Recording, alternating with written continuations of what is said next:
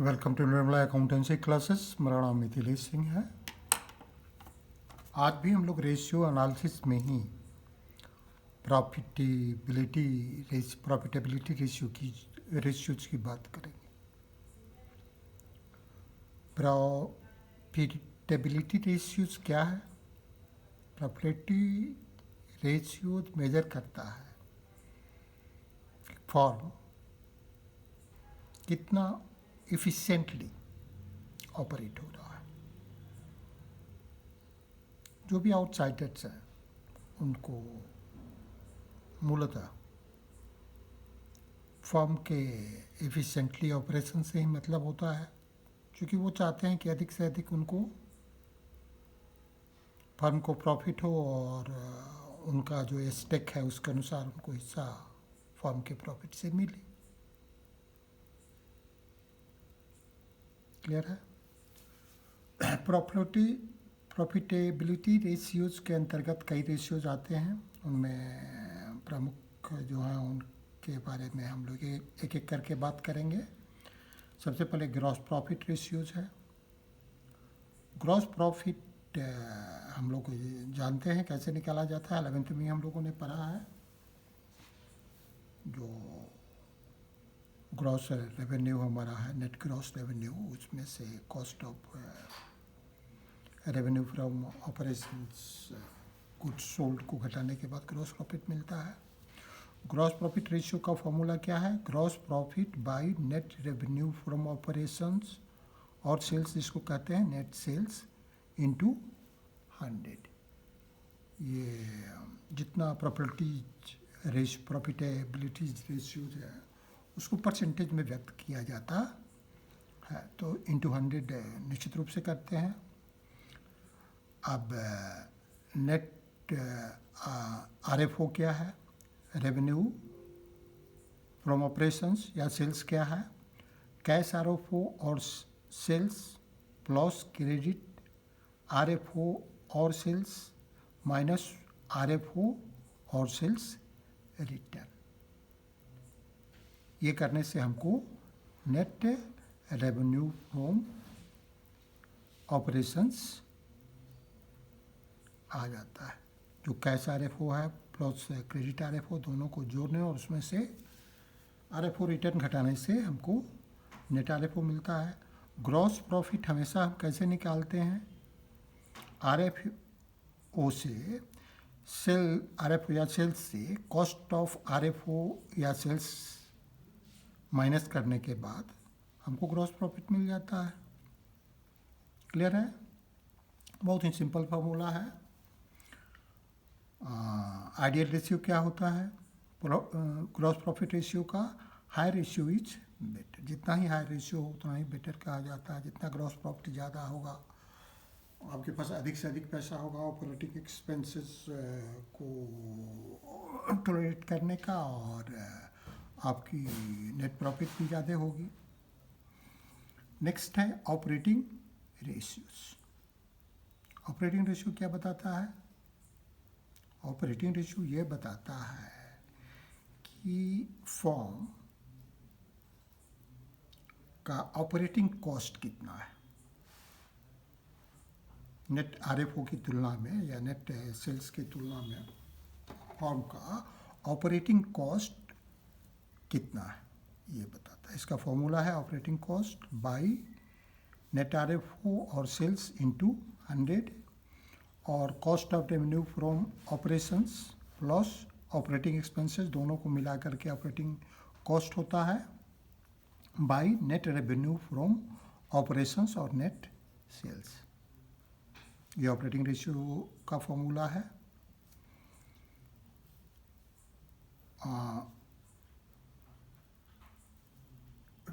Operating ratio equal to cost of revenue from operations plus operating expenses, यहाँ भी दिया हुआ है। और ये दूसरा फॉर्मूला है। क्वेश्चन में जिस तरह के इंफॉर्मेशन हमारे पास होते हैं उसी तरह हम लोग फॉर्मूला भी लेते हैं। तो आप ये फॉर्मूला भी ले सकते हैं, ये फॉर्मूला भी ले सकते हैं, किसी फॉर्मूले से बना सकते हैं। ऑपरेटिंग एक्सपेंसेस में क्या क्या आता है, इंपॉर्टेंट चीज़ है। यहाँ हमने ऑपरेटिंग एक्सपेंसेस की बात की है, बहुत बार हम लोगों ने इसको पहले भी देखा है, लेकिन फिर एक बार देख लेते हैं, यहाँ चर्चा हो ही गई है। तो एम्प्लॉयज़ बेनिफिट एक्सपेंसेस जो कंपनी के स्टेटमेंट ऑफ पीएल में आते हैं, वो सारे के सारे इसमें आते हैं। एम्प्लॉयज़ बेनिफिट एक्सपेंसेस में एक इम्पॉर्टेंट चीज़ है कि पहले ही कुछ चीज़ें हम लोग cost of revenue from operations में ले लेते हैं, जैसे वेजेज वगैरह जो डायरेक्ट एक्सपेंसेज हैं उनको ले लेते हैं। तो जो इनडायरेक्ट एक्सपेंसेस बचे हुए हैं, जो 11th में हम लोगों ने जो पढ़ा था, पीएल अकाउंट में दिखाए जाते हैं। हमने 11th में जब फाइनल अकाउंट बनाया था तो ट्रेडिंग अकाउंट बनाया था या मैन्युफैक्चरिंग अकाउंट बनाया था और प्रॉफिट एंड लॉस अकाउंट बनाया था। तो उसमें हम लोग ट्रेडिंग अकाउंट या मैन्युफैक्चरिंग अकाउंट में क्या लिखते थे, डायरेक्ट एक्सपेंसेस, और पीएल अकाउंट में इनडायरेक्ट एक्सपेंसेस लिखते थे। तो डायरेक्ट एक्सपेंसेस जो एम्प्लॉयज़ बेनिफिट से संबंधित है, उनको तो हम लोग cost of revenue from operations में ले लिया है। तो बाकी जो बचे हैं उसको यहाँ लेते हैं। इनमें प्रमुख है सैलरी, ये पीएल में दिखाया जाता है, ये यहाँ जाएगा। स्टाफ वेलफेयर एक्सपेंसेस इसमें आएगा। इसके अतिरिक्त और कई आइटम आएंगे जो एम्प्लॉय बेनिफिट से संबंधित है। उसके बाद डिप्रिसिएशन आता है, डिप्रिसिएशन एंड एमोर्टाइजेशन आता है। तो डिप्रिसिएशन एमोर्टाइजेशन हम जानते हैं, फिक्स्ड जो हमारा फिक्स एसेट है उस पर डिप्रिसिएशन होता है, और जो हमारा इंटेंजिबल एसेट पर डिप्रिसिएशन होता है और इंटेंजिबल एसेट पर एमोर्टाइजेशन होता है, तो वो भी आ जाएंगे। अदर एक्सपेंसेस, इसके अतिरिक्त जो भी डायरेक्ट और इनडायरेक्ट एक्सपेंसेस हैं, ये हम लोग जो एलेबोरेट कर रहे हैं ऑपरेटिंग एक्सपेंसेस का, ये स्टेटमेंट ऑफ पीएल जो कंपनी बैलेंस शीट के अनुसार है उसके अनुसार कर रहे हैं। तो अदर एक्सपेंसेस भी आते हैं, इनमें कई सारे हैं, पहले भी हम लोगों ने बात की है। इसमें हमारा फ्रेट आ जाएगा, इनवर्ड आउटवर्ड दोनों तरह के एक्सपेंसेस इनवर्ड तो यहीं आ जाते हैं कॉस्ट ऑफ रेवेन्यू फ्रॉम ये में, लेकिन यहाँ जो बाकी बचे हुए एक्सपेंसेज हैं, एम्प्लॉय बेनिफिट एक्सपेंसेज और डिप्रिसिएशन एंड अमोर्टाइजेशन के अतिरिक्त, जैसे कैरेज आउटवर्ड जो हो गया, कमीशन हो गया, दैट बैड डेट्स हो गया, ये सारी चीज़ें इसमें आती हैं।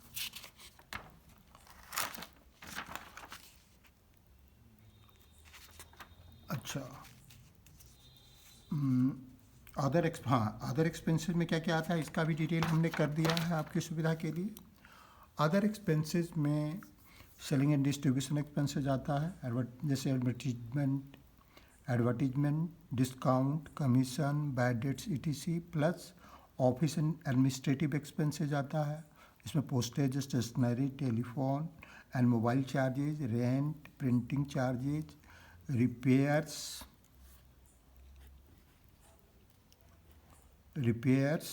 Insurance, interest and short term borrowings और डिपॉजिट्स। हाँ, ये चीज़ भी ध्यान रखने की है, interest and short term borrowings और डिपॉजिट्स।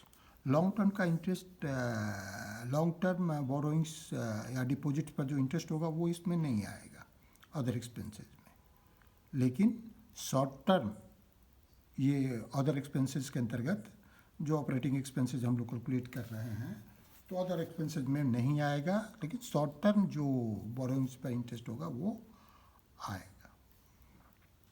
ठीक है। अच्छा, एक बहुत इम्पोर्टेंट बात और है कि ऑपरेटिंग रेशियो जो होता है और ऑपरेटिंग प्रॉफिट रेशियो होता है, दोनों का टोटल हमेशा 100 होता है।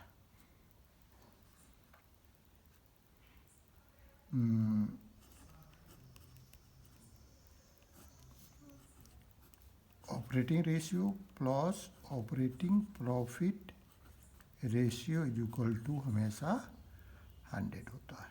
ठीक है ना। ये एक जानने की बात है कि ये हमेशा 100 होता है, तो ऑपरेटिंग प्रॉफिट अगर हमको निकालना है और ऑपरेटिंग रेशियो निकालना है और ऑपरेटिंग प्रॉफिट रेशियो हमको पता है, तो 100 में से ऑपरेटिंग प्रॉफिट रेशियो अगर हमको मालूम हो तो हम निकाल सकते हैं बिना किसी अन्य कैलकुलेशन के। उसी तरह हम लोग ऑपरेटिंग प्रॉफिट रेशियो के बारे में देखेंगे। इसका आइडियल रेशियो क्या होता है? Lower the ratio better it is.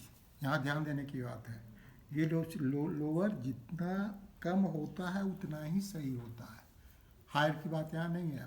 बहुत सारे रेशियोज में हमने हायर की बात की थी, यहाँ मैं लोअर की बात कर रहा हूँ। क्यों कर रहा हूँ लोअर की बात? क्योंकि कॉस्ट ऑफ ऑपरेशन आपका कम होगा तभी ना आपको प्रॉफिट ज़्यादा होगा किसी भी बिजनेस का। तो इसको लोअर जितना होता है उतना ही अच्छा होता है, ताकि जो शेयर होल्डर्स या और जो स्टेक होल्डर्स हैं उनको अधिक से अधिक पैसे मिल पाते हैं। उसके बाद हम लोग ऑपरेटिंग प्रॉफिट रेशियो की बात करेंगे। ऑपरेटिंग प्रॉफिट रेशियो क्या बताता है? ऑपरेशन से क्या हमारा प्रॉफिट होता है, मतलब ऑपरेटिंग जो हमारा ऑपरेशन से जो प्रॉफिट हो रहा है वो हमारे नेट रेवेन्यू का कितना परसेंटेज है। क्लियर है? तो अब ऑपरेटिंग प्रॉफिट क्या है? ऑपरेटिंग प्रॉफिट को हम लोग net revenue from operations minus operating cost, इस फॉर्मूला से भी निकाल सकते हैं। कई फॉर्मूला है इसके। Net revenue from operations minus operating cost, फिर हमको ऑपरेटिंग प्रॉफिट मिल जाएगा। ठीक है। अब दूसरा फॉर्मूला है net revenue from operations minus cost of RFO. अब ऑपरेटिंग कॉस्ट का जो ब्रेकअप है उसको हम लोग यहाँ कर रहे हैं। कॉस्ट ऑफ आरएफओ होता है minus operating expenses plus other operating income plus other operating income.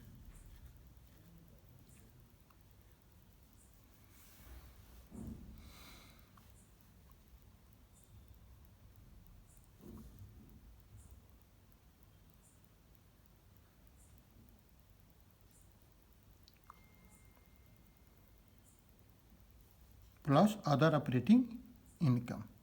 ठीक है। इसमें ऑपरेटिंग इनकम भी ऑपरेटिंग कॉस्ट को माइनस किया जाता है, ऑपरेटिंग इनकम को प्लस किया जाता है। यहाँ भी इस तरह का आएगा तो करेंगे। अब दूसरा एक और फॉर्मूला है। ग्रॉस प्रॉफिट अगर मालूम है तो gross profit minus operating expenses. इस ऑपरेटिंग एक्सपेंसेज में क्या क्या आता है? ऑफिस एंड एडमिनिस्ट्रेटिव एक्सपेंसेज जो वो आता है, सेलिंग एंड डिस्ट्रीब्यूशन एक्सपेंसेज आता है, डिप्रिसिएशन आता है, बैड डेट्स आता है, interest and short term loans ETC आता है, plus other operating incomes that is discount received and interest received. Gross profit में से ये माइनस करने के बाद और ये प्लस करने के बाद जो आता है वो हमारा ऑपरेटिंग प्रॉफिट होता है। ठीक है। अल्टरनेट फार्मूला भी इसका है ऑपरेटिंग प्रॉफिट रेशियो का। नेट प्रॉफिट बिफोर टैक्स, जो नेट प्रॉफिट जिसको बिफोर टैक्स को जो नेट प्रॉफिट होता है उसी को हम लोग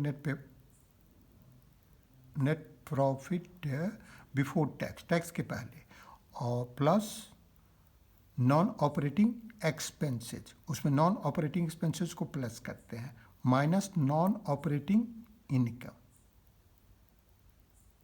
ठीक है। बाई रेवेन्यू फ्रॉम ऑपरेशन और सेल्स इनटू 100, तो ये हमको मिलता है operating profit ratio, where non operating expenses और लॉसेस क्या होता है? नॉन ऑपरेटिंग एक्सपेंसेज और लॉसेस क्या होता है? Finance cost like debenture interest, ये इसमें नहीं आएगा। Interest on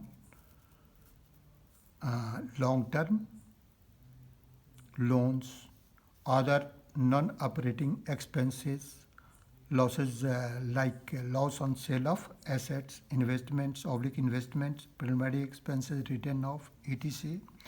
non operating income में क्या क्या आता है? Interest received on investment, profit on sale of assets oblique investments etc. ठीक है, इसके बारे में कहा जाता है ideal ratio, higher the ratio better it is. ये आइडियल रेशियो है इसका। अब नेक्स्ट हम लोग देख लेते हैं नेट प्रॉफिट रेशियो, या इसी को नेट प्रॉफिट रेशियो को ही net profit ratio after tax जो होता है उसको कहते हैं, और दूसरा होता है net profit ratio before tax. ये दोनों हम लोग कैलकुलेट करते हैं। अगर क्वेश्चन में कोई इन्फॉर्मेशन नहीं दिया हो कि ये बिफोर टैक्स है कि आफ्टर टैक्स है, तो हम आफ्टर टैक्स ही मानते हैं। इसका फॉर्मूला क्या है? नेट प्रॉफिट आफ्टर टैक्स, या आफ्टर टैक्स है तो आफ्टर टैक्स जो है वो लेंगे बाई नेट आरएफओ और नेट सेल्स इंटू 100। यहाँ बिफोर टैक्स है तो नेट प्रॉफिट बिफोर टैक्स लेंगे बाई नेट आरएफओ और net sales into 100। Net profit after tax क्या होता है? Net profit before tax minus provision for tax. ये आफ्टर टैक्स हो गया जो टैक्स का प्रोविजन है। नेट प्रॉफिट बिफोर टैक्स क्या होता है? RFO sales minus cost of RFO minus operating expenses plus non operating income minus non operating expenses oblique losses, फिर हमको नेट प्रॉफिट बिफोर टैक्स मिल जाता है। एक और छोटा फॉर्मूला है net profit before tax, gross profit हम लोग जानते हैं, उसमें प्लस करेंगे अदर इनकम्स माइनस करेंगे इनडायरेक्ट एक्सपेंसेस, तब भी हमको जो हम लोग 11th में पढ़े हुए हैं यही करते हैं। ग्रॉस प्रॉफिट में जो अदर इनकम्स है, चाहे वो नॉन ऑपरेटिंग हो या ऑपरेटिंग, वो सारे के सारे आते हैं। और फिर एक्सपेंसेस पीएल अकाउंट के डेबिट में सारे के सारे इनडायरेक्ट एक्सपेंसेस, चाहे वो नॉन ऑपरेटिंग हो या ऑपरेटिंग हो, वो सारे के सारे आते हैं।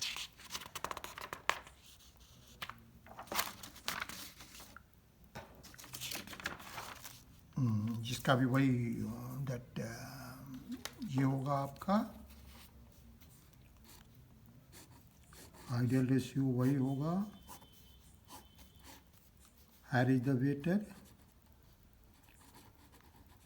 हायर इज बेटर, हायर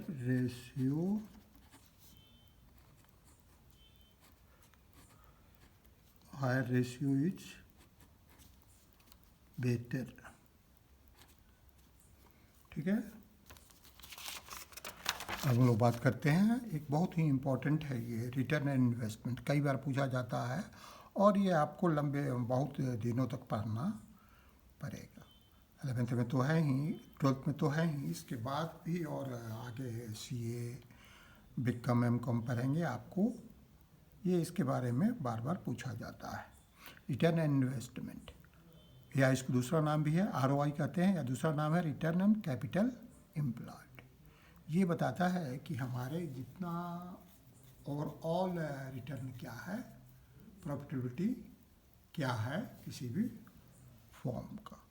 ठीक है, इससे किसी भी आउटसाइडर को या इनसाइडर को एक व्यू मिल जाता है कि फॉर्म का रिटर्न कितना है ओवरऑल।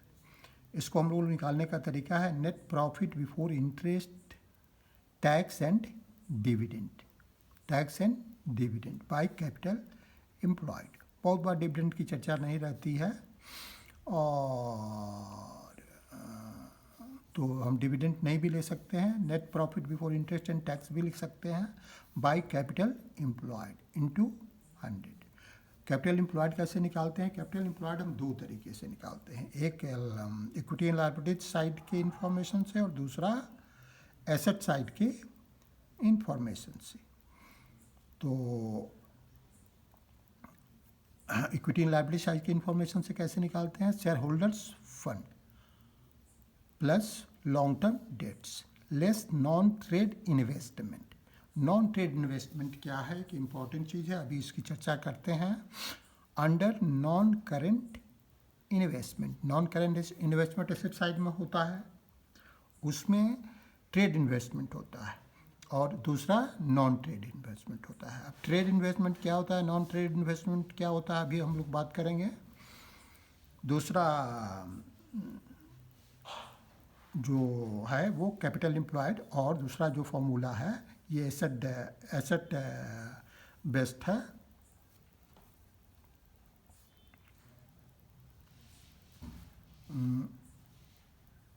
ये इक्विटी एंड लायबिलिटी बेस्ड है, और ये फॉर्मूला एसेट्स बेस्ड।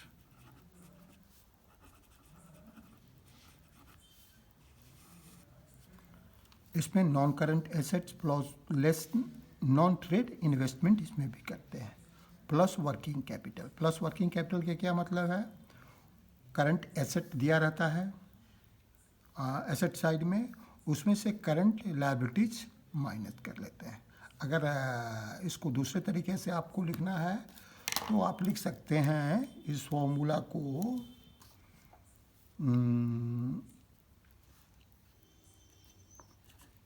और टोटल एसेट्स माइनस उसमें से नॉन ट्रेड इन्वेस्टमेंट तो माइनस करेंगे ही, माइनस करंट लायबिलिटी। इसको इस तरह भी लिख सकते हैं इस फॉर्मूला को। हम लोग आगे बढ़ते हैं, जो इम्पोर्टेंट बात हम लोगों ने की थी इसमें एक इम्पॉर्टेंट चीज़ हम लोग पहले ट्रेड इन्वेस्टमेंट की चर्चा कर लेते हैं। Trade investments are investment made by a company to promote own trade and business. अगर कंपनी इन्वेस्टमेंट लंबे समय का जो इन्वेस्टमेंट करती है, नॉन करंट इन्वेस्टमेंट करती है, उस इन्वेस्टमेंट का उद्देश्य अगर ये है कि बिजनेस की प्रॉफिटिविटी बढ़े,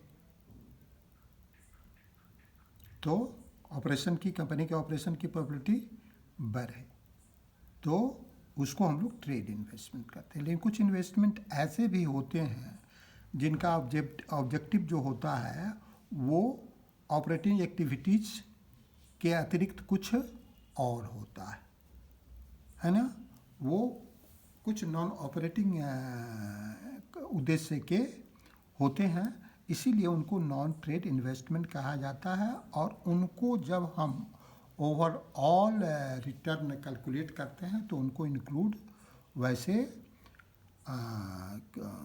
इन्वेस्टमेंट को नहीं करते हैं, वैसे कैपिटल एम्प्लॉयड जो है उसको नहीं करते हैं। अब अगर नॉन ऑपरेटिंग जो हमारा इन्वेस्टमेंट है उसका अगर हम इन्वेस्टमेंट इंक्लूड नहीं करेंगे तो नेचुरली उस पर जो इंटरेस्ट होगा वो भी हम net profit before interest and tax में इंक्लूड नहीं करेंगे। तो पहला जो पॉइंट है उसी से संबंधित है।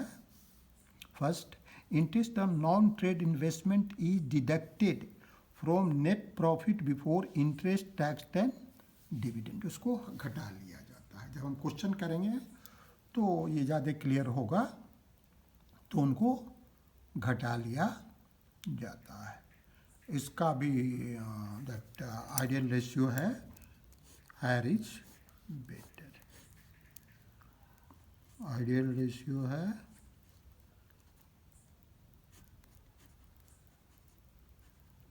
Higher is better. क्लियर है। अब हम जल्दी कुछ प्रॉब्लम्स एंड सॉल्यूशंस कर लेते हैं।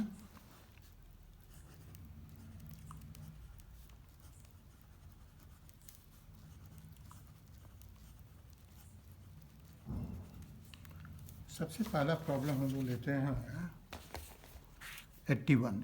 Compute the gross profit ratio from the following information. Revenue from operation sales 6 lakhs and gross profit 25% on cost. ठीक है, हमको ग्रॉस प्रॉफिट रेशियो निकालना है। तो ग्रॉस प्रॉफिट रेशियो का फॉर्मूला क्या होता है? जीपी बाई, जीपी का हमारा नेट अमाउंट क्या है, by RFO, revenue from operations. अगर जीपी हमको निकालना है तो कैसे निकालेंगे? जीपी अगर निकालना है तो हम लोग निकालेंगे आरएफओ माइनस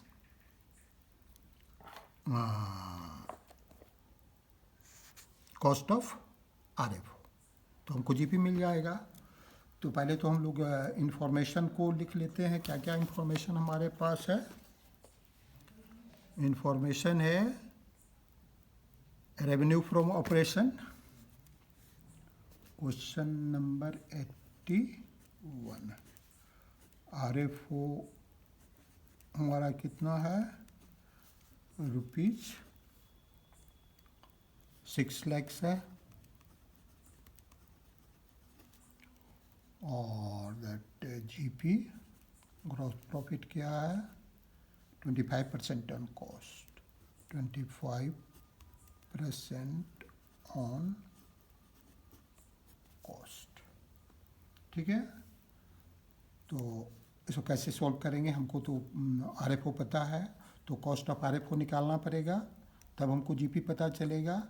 अच्छा, जीपी भी परसेंटेज हमको मालूम है, तो जीपी भी निकालना पड़ेगा। तो let cost of RFO is equal to 100, GP 25% on cost, तो 25 ये हो गया, तो आरएफओ कितना हो गया? ₹125। हम जीपी का अमाउंट निकाल सकते हैं, क्योंकि आरएफओ हमें पता है, तो जीपी हम लोग ये कॉस्ट निकाल सकते हैं। तो कॉस्ट ऑफ आरएफओ क्या हो गया? Cost of RFO equal to 6 lakh RFO है इनटू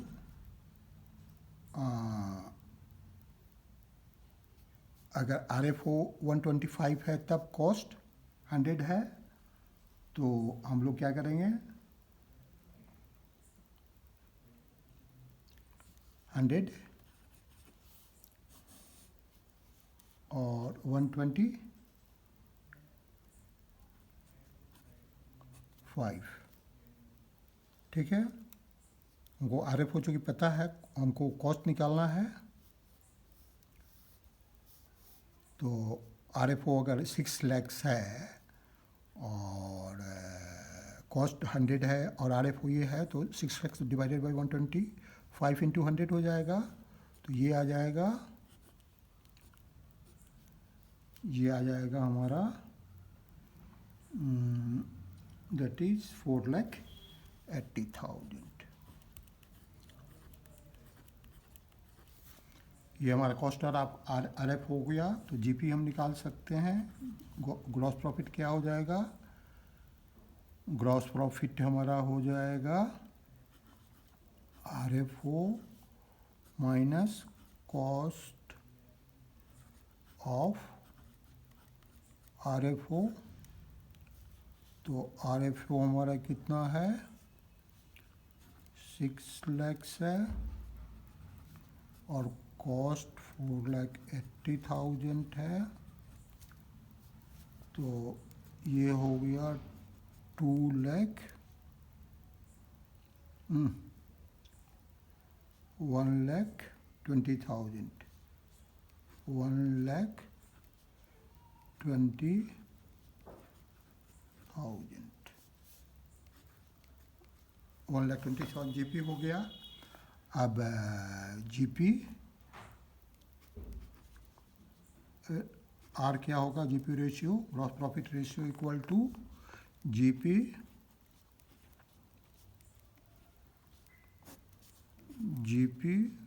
बाई RFO इंटू 100। तो जीपी हमको मालूम है 1,20,000, RFO मालूम है हमको 6 lakhs इंटू 100। तो ये आ जाएगा हमारा 20%। यही हमारा आंसर हुआ। अब नेक्स्ट क्वेश्चन हम लोग लेते हैं,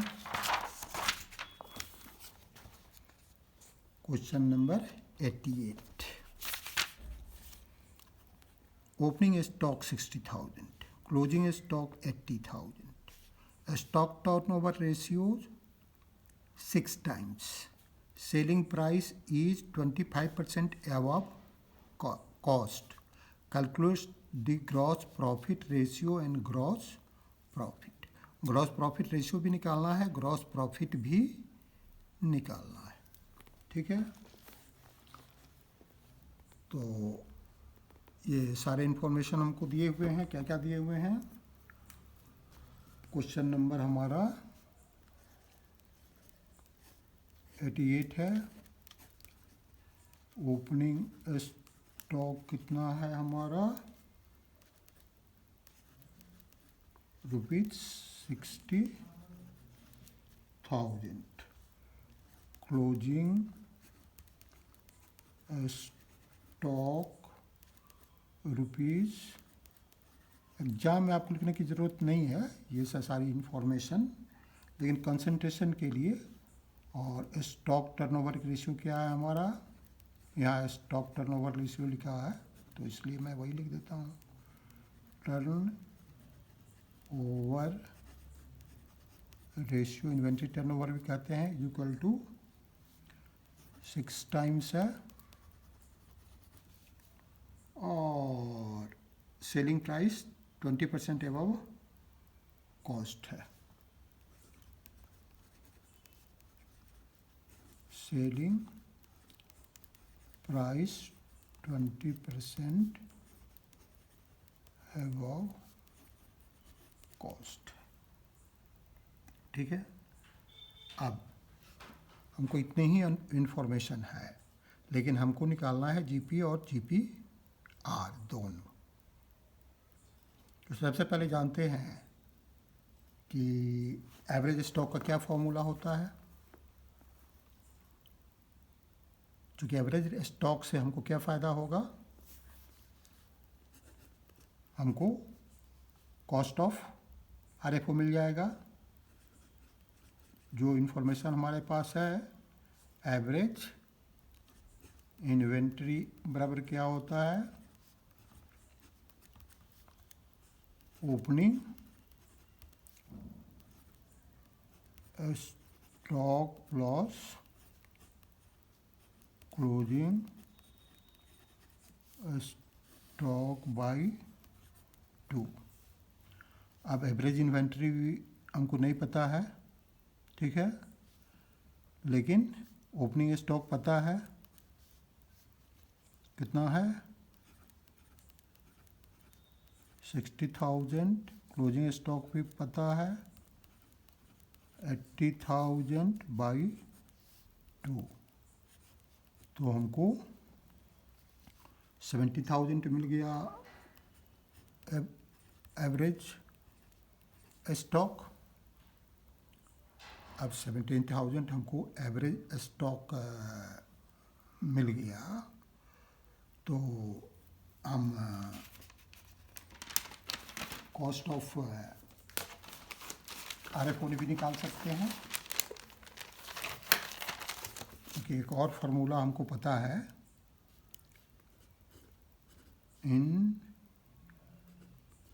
इन्वेंट्री।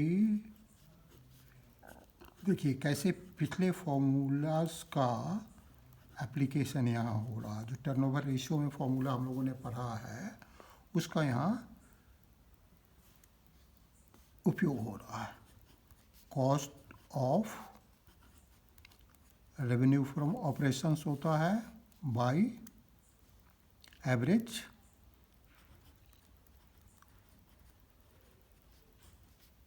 इन्वेंट्री होता है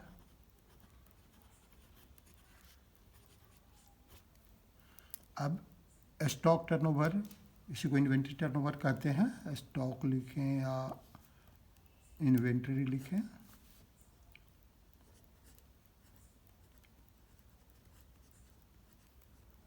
चलिए इन्वेंट्री टर्नओवर, तो ये हमको पता है ये कितना है 8 टाइम्स है, तो 8/1 कर लेते हैं, कोई दिक्कत नहीं है। कॉस्ट ऑफ RFO हमको नहीं पता है, कॉस्ट ऑफ RFO हमको नहीं पता है, एवरेज इन्वेंट्री हमको पता है। तो क्रॉस मल्टीप्लिकेशन करेंगे तो क्या होगा,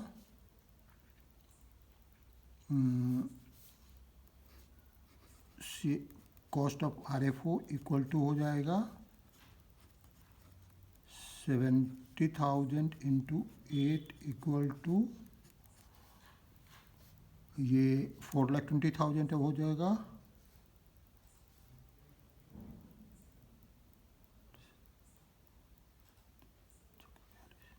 सॉरी ये 6 है ना, 6 टाइम्स है, तो 4,20,000 हो गया।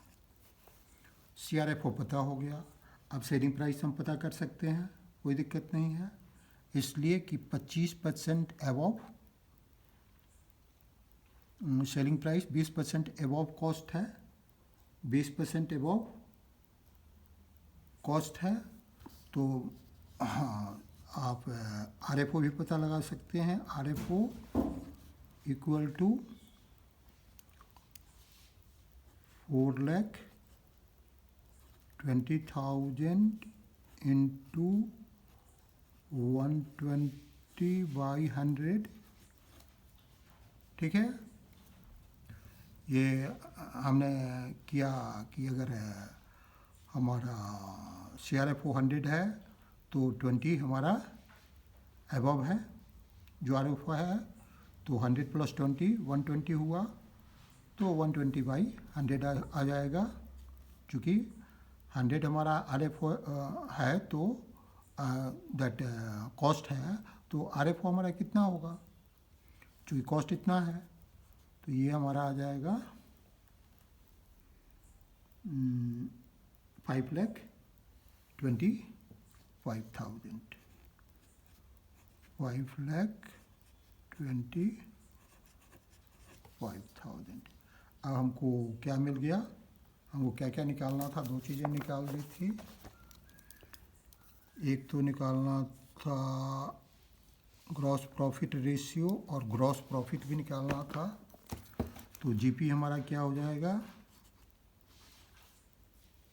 Gross profit equal to RFO minus cost of RFO, तो ये हो जाएगा आपका RFO हम लोग का कितना है 5,25,000 माइनस 4,20,000,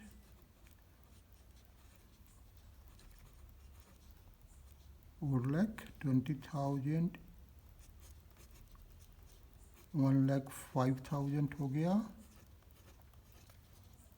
एक आंसर तो हमारा ये हो गया, GP हमको मिल गया 1,05,000। अब GPR क्या होगा,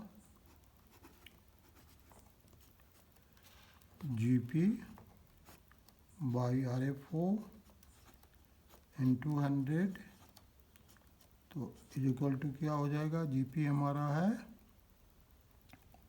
1,05,000, RFO है 5,25,000 इंटू 100, तो इक्वल टू कितना हुआ 20%। ये हमारा आंसर हुआ। हम लोग नेक्स्ट क्वेश्चन ले लेते हैं, क्वेश्चन नंबर 95।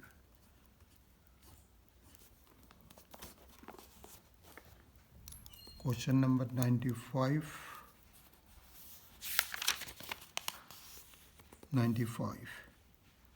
इसमें बहुत ही सीधा साधा है, कोई दिक्कत नहीं है।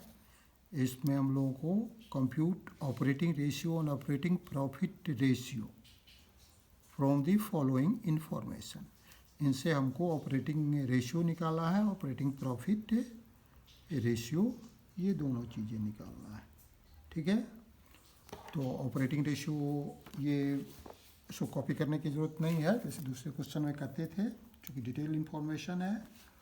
तो ओ आर क्या होता है, operating ratio is equal to, चलिए मैं पूरा लिखता हूँ, operating ratio is equal to operating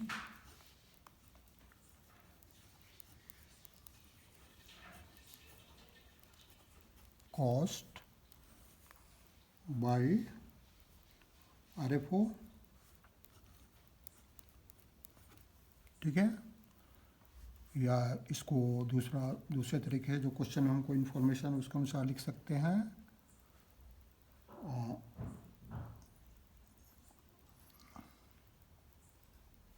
operating ratio equal to CRFO, cost of revenue from operations plus operating expenses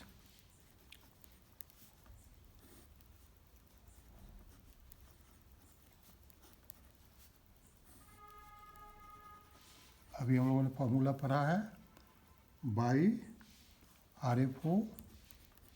operating cost का ही ये है, CRFO लेते हैं, cost of revenue from operation, और अदर जो ऑपरेटिंग एक्सपेंसेस है जो PL अकाउंट में इनडायरेक्ट एक्सपेंसेस के रूप में आता है, वो आएगा पूरा का पूरा, और यहाँ आ जाएगा RFO। ठीक है, अब क्वेश्चन में सारे इंफॉर्मेशन हमारे पास दिए हुए हैं। अच्छा, अब ऑपरेटिंग एक्सपेंसेस में हमारे पास क्या क्या है, RFO निकालने के लिए हमारे पास क्या क्या है,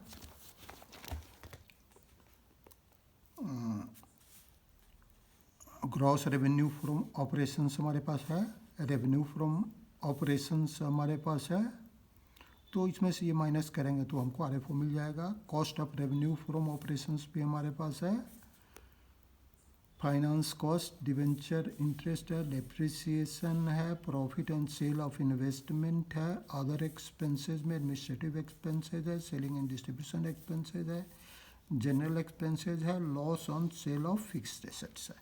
तो इसमें से कुछ आइटम हमारे आएंगे, कुछ नहीं आएंगे। अब CRFO हमारे पास है ऑलरेडी, कोई दिक्कत नहीं है, तो ये इक्वल टू क्या हो जाएगा, 4,90,000।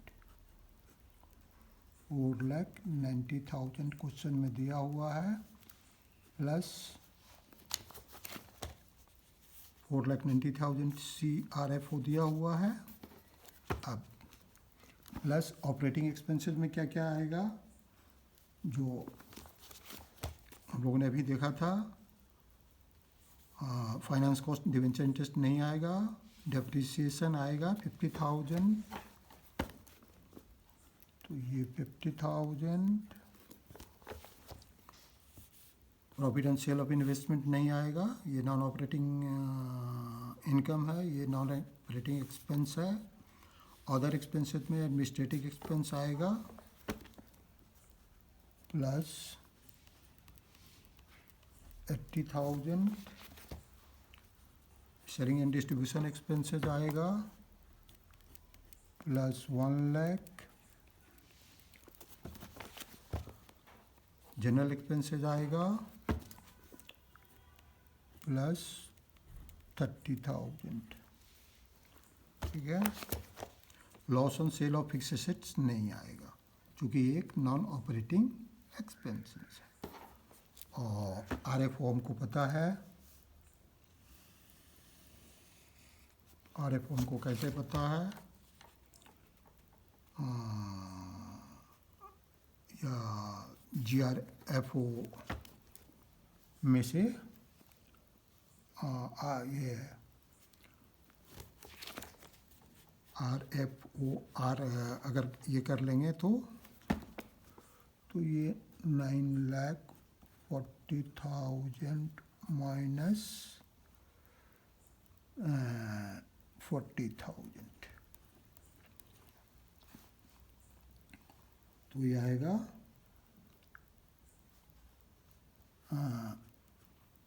7,50,000 बाई 9 लाख, अच्छा इंटू 100 होता है,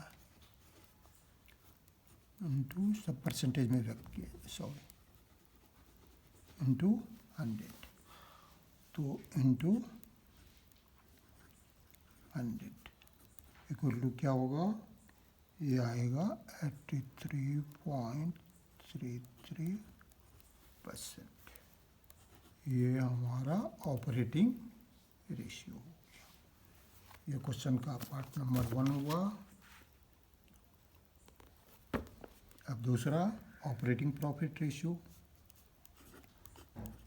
operating profit ratio,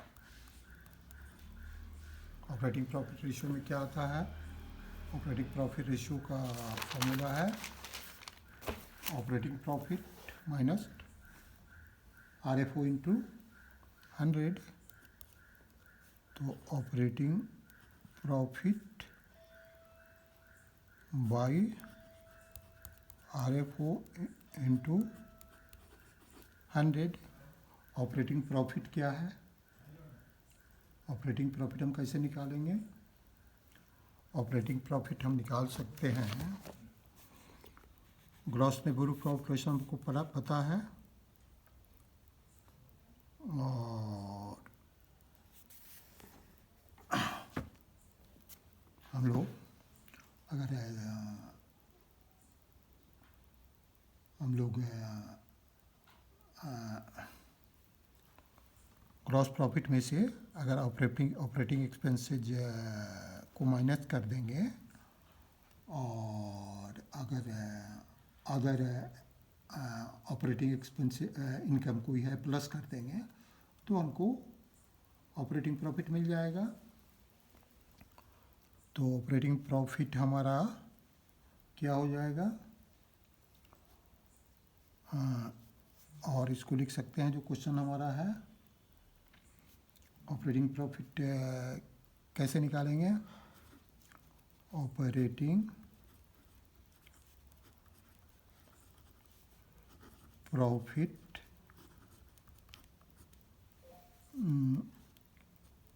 is equal to GP gross profit minus plus other operating incomes minus operating expenses. तो GP हमको कैसे मालूम होगा, GP हमको मालूम होगा, हमारे पास क्वेश्चन में इंफॉर्मेशन है, cost of revenue from operations भी पता है हमको और RFO भी पता है। तो GP इज इक्वल टू क्या हो जाएगा हमारा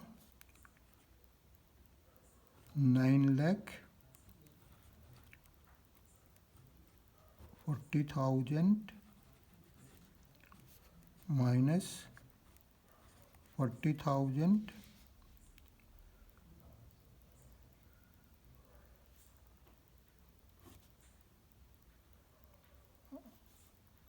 इसमें से माइनस करेंगे 9,40,000 माइनस 40,000 माइनस RFO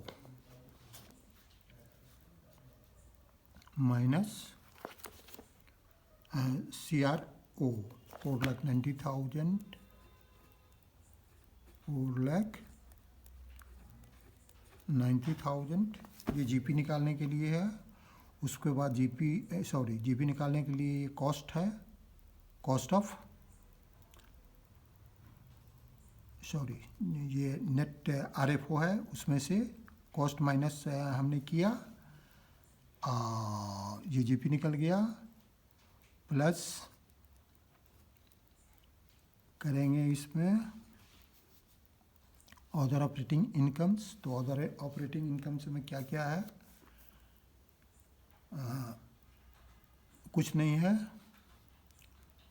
और माइनस ऑपरेटिंग एक्सपेंसेस करेंगे। तो ऑपरेटिंग एक्सपेंसेस में क्या क्या है, माइनस हमारा आ जाएगा 50,000 माइनस 80,000 माइनस 1,00,000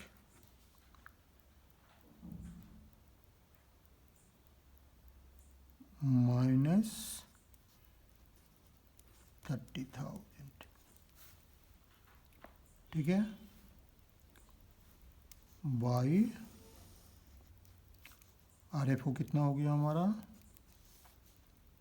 आरएफओ हमको पता है 9 लाख है। 9 लाख कैसे आया है, ये हम जानते हैं 9,40,000 माइनस 40,000 9 लाख, और ये टोटल हो जाएगा आरएफओ का 1,50,000।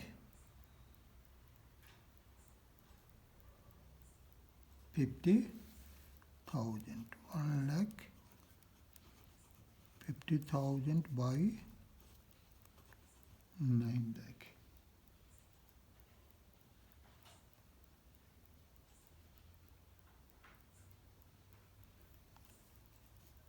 9 lakh equal into 100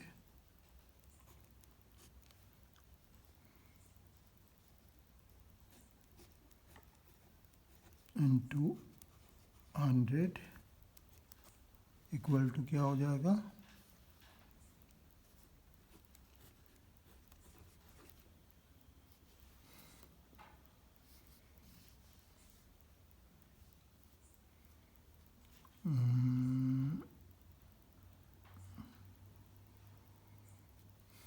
operating profit ratio ये हो गया इंटू 100, तो इक्वल टू हो गया 16.67%। ये आंसर हुआ। अब हम दोनों को प्लस कर लेंगे तो कितना आएगा, ऑपरेटिंग प्रॉफिट रेशियो हमारा है 16.67 और ऑपरेटिंग रेशियो क्या है 83.33, दोनों मिलकर के हो जाएगा 100%। तो इसका मतलब ये सही है। अब हम लोग एक और क्वेश्चन बना लेते हैं।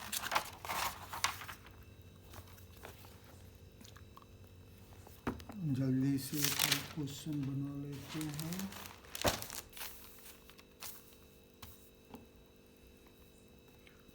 Hundred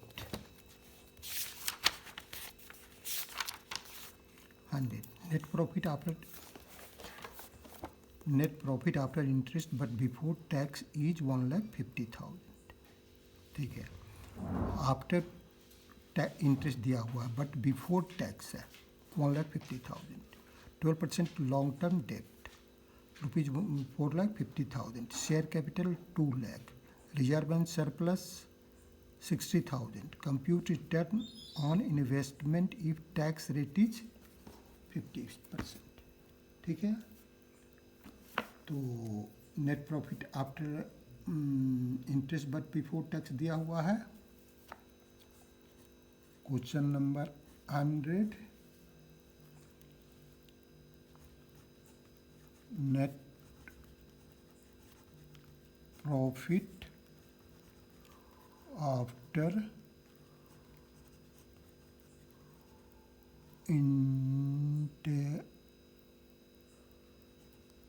interest but before tax is equal to 1,50,000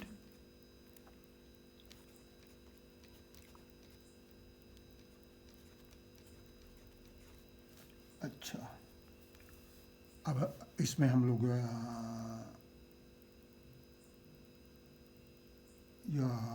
that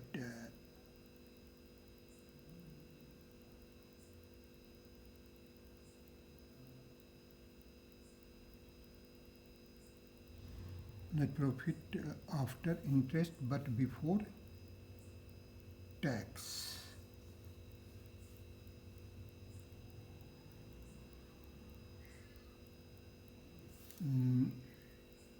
इतना दिया हुआ है net profit before tax,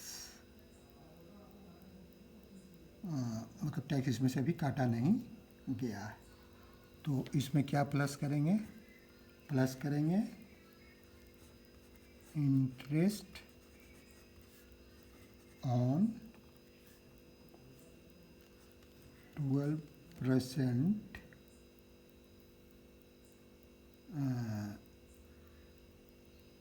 long term debt of rupees 4,50,000, interest on 12% long term debt of rupees 4,50,000 equal to हो जाएगा 54,000 कितना हो जाएगा 54,000, ये टोटल हमारा हो जाएगा रुपीज़ 2,04,000, ये हमारा हो गया net profit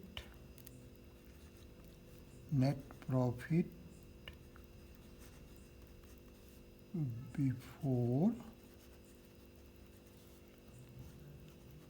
interest and tax, ये इतना हो गया।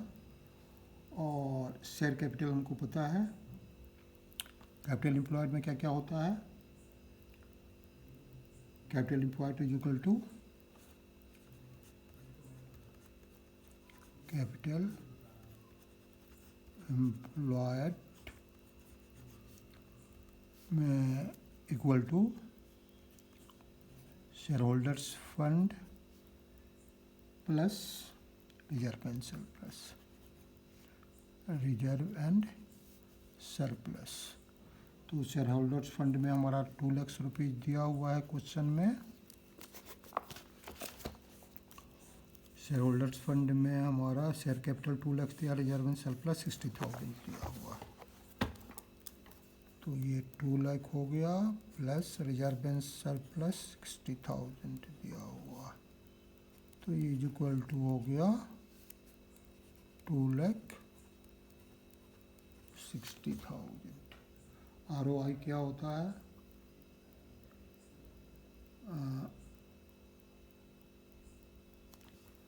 Share holder funds plus long term debt और प्लस लॉन्ग टर्म डेट, तो इसको हम लोग 2 lakh plus 60,000 plus long term debt हमारा कितना है,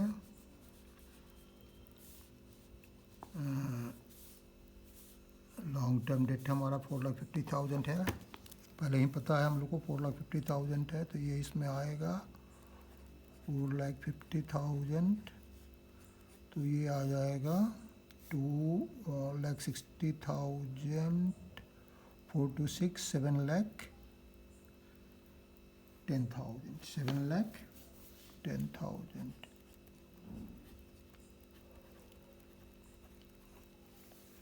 ROI क्या होता है, रिटर्न ऑन इन्वेस्टमेंट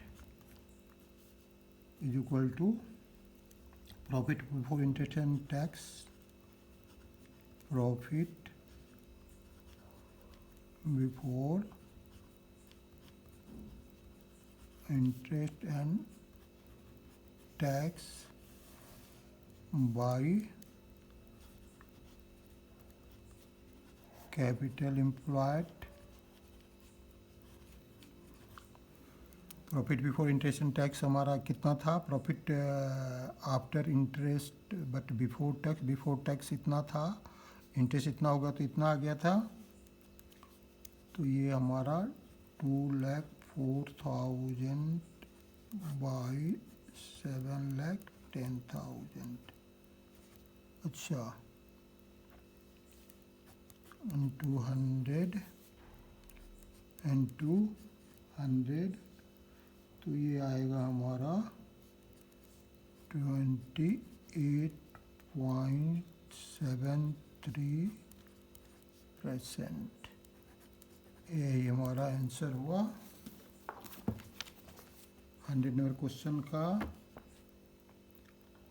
अब हम लोग 101 भी कर लेते हैं। ठीक है, समय हो गया है। Thank you, see you again.